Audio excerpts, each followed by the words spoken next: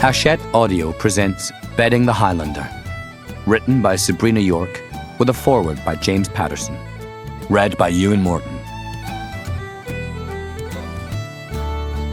Dear listener, you're in for a treat. You might already know it. You could be someone who's listened to my BookShots Flames romances, or maybe you've tried some of the BookShots thrillers. But perhaps this is your very first dive into my brand new kind of audiobook. Regardless of how you got here, I'm glad that you made it. By listening to this audiobook, you've become part of BookShots, a revolution in listening, where we fill our plots with non-stop action but don't make you empty your wallet to join in. And since these audiobooks are only a few hours long, you can fit them right into your busy life. Plus, this audiobook has an extra kick because it's a BookShots Flames story. For these particular audiobooks, I've asked romance authors to weave love stories throughout their plots that hopefully make you smile. They'll keep you engrossed from start to finish. But the audiobook you're listening to doesn't just have an action-packed plot and a sizzling romance. It's also set in a historical time period. Once the story starts, you'll be transported back to 17th century Scotland, complete with clashing clans and brawny warriors in kilts. I was wowed by the writing you'll encounter here from New York Times best-selling author Sabrina York. So go ahead, treat yourself, even if it isn't for the first time. James Patterson. Chapter 1. Glencoe, Scotland, 1603. Kirk Rannoch stared down at Killin Keep, his broad shoulders tightening. Something sharp and biting swirled in his gut. Not only because the place was a gloomy monstrosity, a relic from ages ago, wedged in the rocky curve of Killin Tor. Not only because the name Killin struck revulsion in the hearts of all members of the Rannoch clan, but because there, in those mouldering stones, lay his brother's fate. It was bad enough that their overlord, the Duke of Glencoe, had commanded that Ben, Laird of Rannoch, marry someone he'd never met. But the daughter of their worst enemy, a lass with the reputation of a virago, one who'd likely murder him in his sleep. Ben deserved better. There was no way out of this conundrum. It chafed that Kirk was to be the one to deliver this malicious harpy to his home at Rannoch Keep. "I have a bad feeling about this," Brodie, Kirk's friend, said. He shot Kirk a dark look as his mount shifted restlessly. "'Twould be a fool who dinna," Kirk said. Marching into an enemy fortress to claim the daughter of one of the most ruthless Highland lairds was hardly a safe proposition. But the Duke had given them no choice. Hopefully Laird Killin would cooperate with the mandate.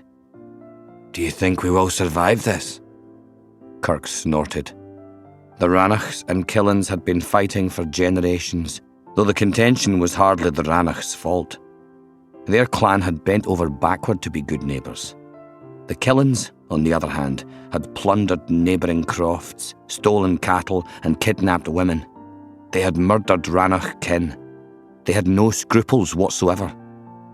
Kirk knew, in his heart of hearts, this entire charade was a pointless effort.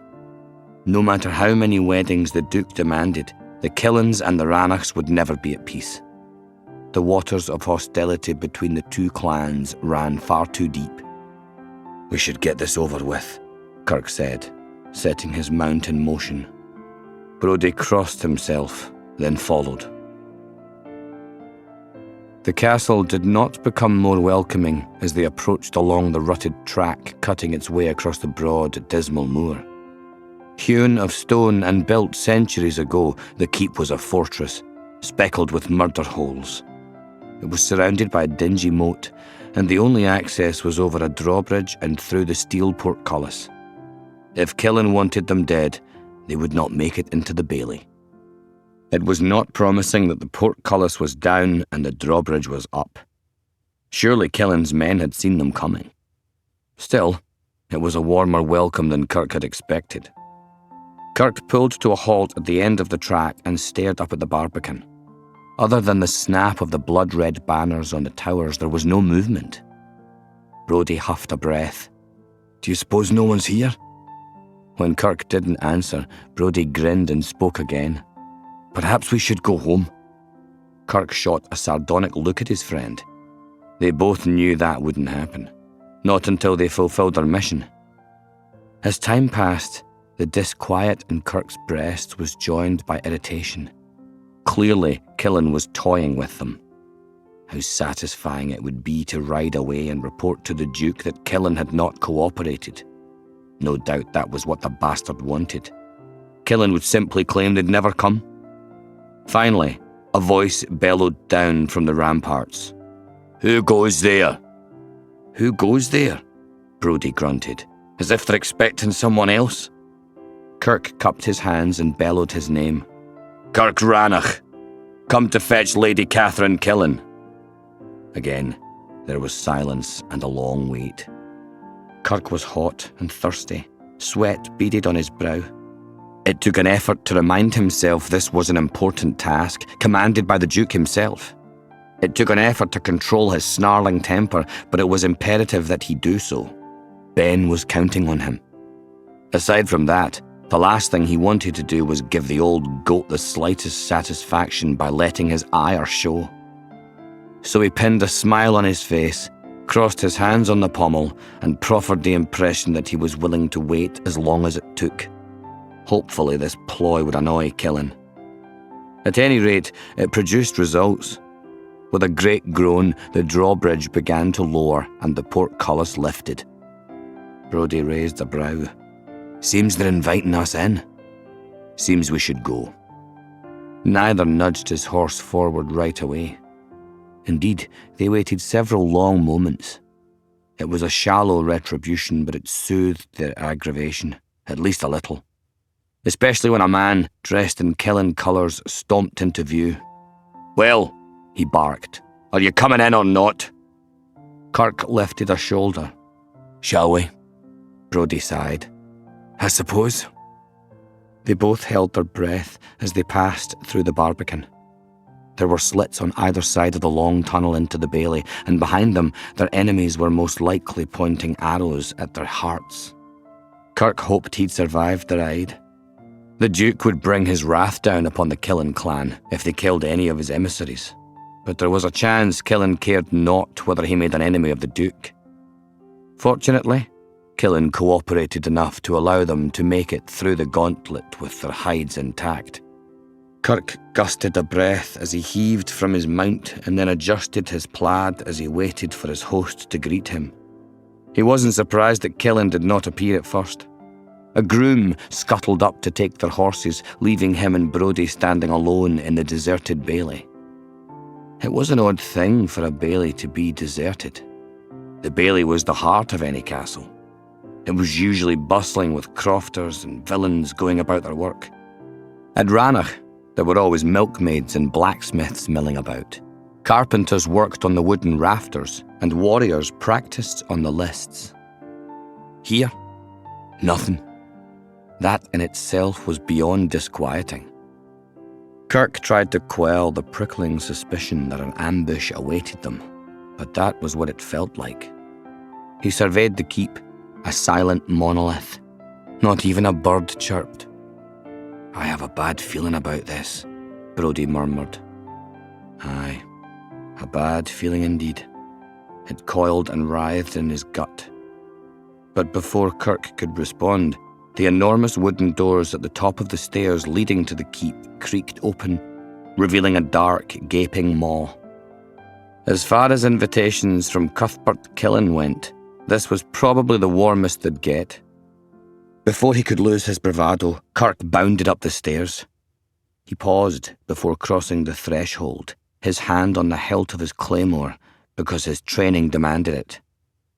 Besides, no Rannoch had ever stepped inside this hall and lived to tell of it.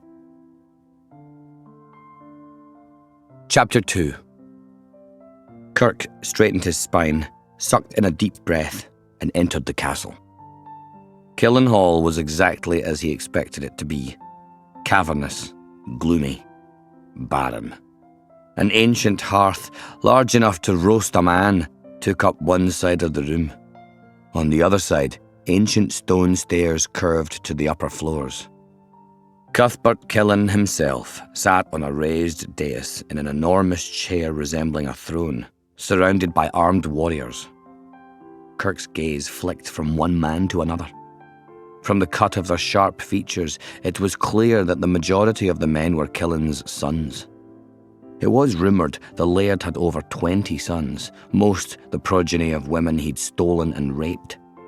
He kept the boys and trained them as warriors. The girls he sold. His only natural son, from his long-dead bride, was Connor. Kirk had never met Connor Killin, but as he surveyed the men assembled before Laird Killin, one stood out. There was something about his posture and the arrogant tilt of his head that marked him as the heir. Connor stepped forward and fixed Kirk with a hard gaze. Though Kirk was tall, this man was taller. He had the classic red hair and green eyes of the Killins. He wore the classic scowl as well. "You've come for Katherine?" Kirk did not care for the smirk on his lips. "Aye." Connor crossed his arms over his beefy chest. "We dinna like being ordered about by Rannochs." He spat the word. "'Tis not the Rannochs who are ordering this." True, the Duke was hungry for an alliance between the Killins and the Rannochs, but this wedding would also tie the Rannochs to the Sabins. Catherine's mother had been sired by Calder Sabin, Laird of Tummel. In the Duke's eyes, this match would still the waters between not 2 but 3 warring clans. Connor flicked his gaze over Kirk's person. His sniff made it clear he was not impressed. "You understand my concerns, handing my sister over to the enemy?" "The Laird of Rannoch is a good man. He'll be gentle with her." A sound from the throne, something grisly that could have been a grunt or a wad of phlegm, echoed through the stony chamber. Laird Killin rose and descended the steps of the dais like a god deigning to walk with men. "A Rannoch, gentle." Irritation sizzled in Kirk's gut at Killin's tone, as though the Rannochs were the clan causing all the problems, as though the Rannochs had declared war and had crossed the borders to pillage and rape, as though the Rannochs had broken the accords.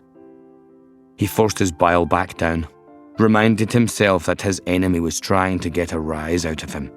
He had to leave this hall with Katherine Killin in hand, and he would do whatever it took to accomplish that. He forced himself to smile, and even managed a bow. Laird Killin. Killin did not return the courtesy, but Kirk hadn't expected it. "My brother understands the importance of this alliance." "Alliance?" Killin's words were a snarl. "'Tis no an alliance. There will never be an alliance between the Killins and the Rannochs." Right. Kirk had expected as much. He also expected Killin, who had his hand on his dirk, to gut him right there in front of his men. It was something of a surprise that he did not, and more of a surprise when Killin clapped him on the shoulder and laughed, as though this whole experience had been nothing more than a farce, as though the animosity seething in the room held no real heat. Kirk didn't believe it, and didn't accept the Laird's amity in the slightest. He was hardly a fool. "Bring the girl," Killin boomed, practically in Kirk's ear. He tried not to flinch.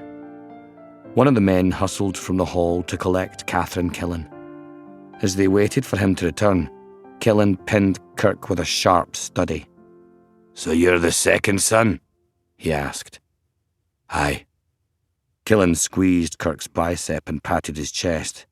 Such perusal, as though Kirk were a horse the man was thinking to buy, was beyond insulting, but Kirk bore it.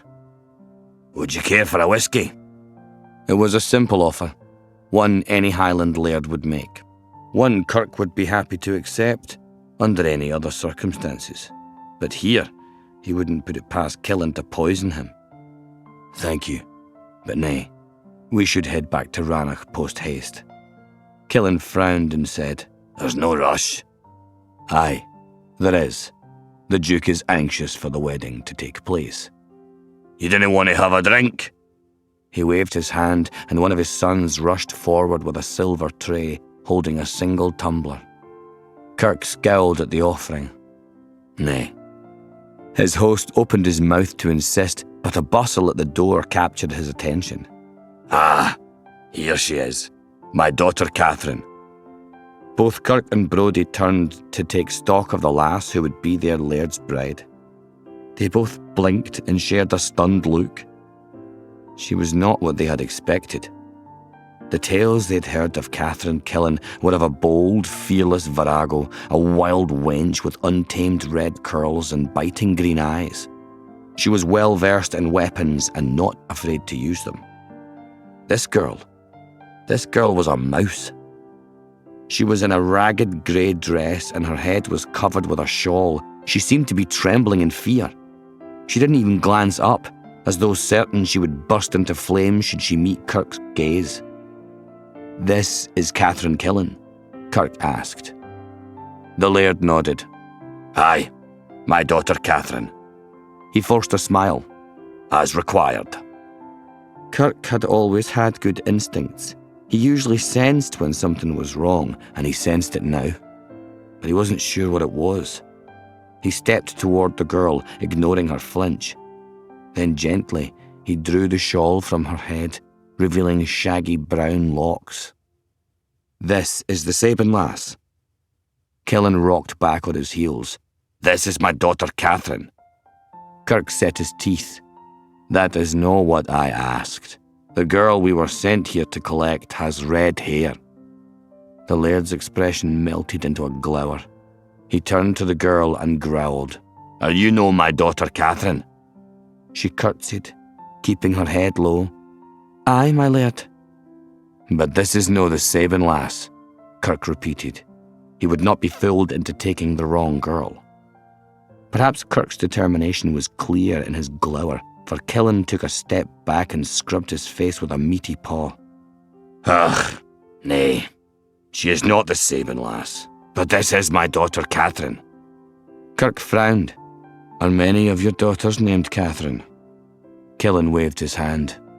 "Several. Would you care to see another?" Kirk gaped at him, and then at Connor, who added, "They're all much the same. Anyone will do." "Nay, the Sabin lass, please, and none other." The Duke had been very specific. Killin's eyes narrowed with displeasure. "Ah, well, then we have a problem." Something lurched in Kirk's gut. Right, here it was. Whatever duplicity Killin had planned, it was about to be revealed. Kirk fixed him with a steady, solemn stare. "What?" Connor smirked. "Katherine, you see, was no eager to be, how did she say it?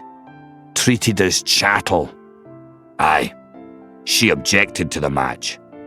Laird Killin leaned in and slapped Kirk on the shoulder. "She didn't want to be wed to the beast of Rannoch." "My brother is no a beast." Killin shrugged and feigned an innocent look that fooled no one. "That is no what Katherine heard." "Whatever she heard from you," Kirk said, practically in a snarl. Honestly, a man would have to be a saint to control his temper with this lot. The laird shrugged. His grin was unctuous. "Where is she?" Kirk ground out. "She's fled." Killin waggled his fingers in illustration. Each flutter made Kirk want to flatten his face. They'd come so far, travelled so long. For this. To where? Connor had the audacity to chuckle. "We haven't a clue. But if you find her, you're welcome to take her to Rannoch. And we're glad to see the back of her." Killin spat the fatherly sentiment in a string of spittle. "She's a wild girl, utterly uncontrollable. No matter what we tried, she would not be disciplined." His words sent a shiver down Kirk's spine. "Disciplined?" "Aye." Killin frowned at his dowdy daughter. She cringed and sank into herself. "Women need to be kept in line," Connor said. "Especially women like Katherine. If you ever find her, I recommend a leash." All the men in the hall sniggered, but the woman did not. She paled and wavered on her feet. Kirk suspected she might faint at any moment. "What say you?" Killin boomed. "Will you take this Katherine in her stead?" Kirk turned to the girl. She didn't even glance at him, which was probably for the best. He couldn't have borne it if her expression had been a pleading one, though he doubted it would have been. He couldn't take her. He was here for Katherine Sabin Killin, and Katherine Sabin Killin alone. Who knew what hell he would unleash if he took another lass? Killin would probably claim he had stolen her without his permission. "We will return to Rannoch and report to the Duke that your daughter has gone missing." Killin's grin was far too delighted for Kirk to imagine this was anything but what the man had been angling for. Still, Kirk had no choice. It would be up to the Duke to deal with Killin now. Kirk turned to Brodie. "Are you ready to go?" His friend gusted a sigh. "Oh, aye." They turned and headed for the broad doors of the keep. On the one hand, Kirk was relieved for Ben's sake, but on the other hand, he was frustrated and angry. He had no doubt Killin was lying to him. Perhaps he was keeping Katherine Sabin Killin ensconced somewhere in this castle. Perhaps Killin never had any intention of turning her over. This had been a wasted effort. Still, Kirk was relieved to mount his stallion, clatter over the bridge, and put Killin Keep behind him. If he never met another Killin again, it would be too soon. They rode long and hard, even though it had already been a tiring day.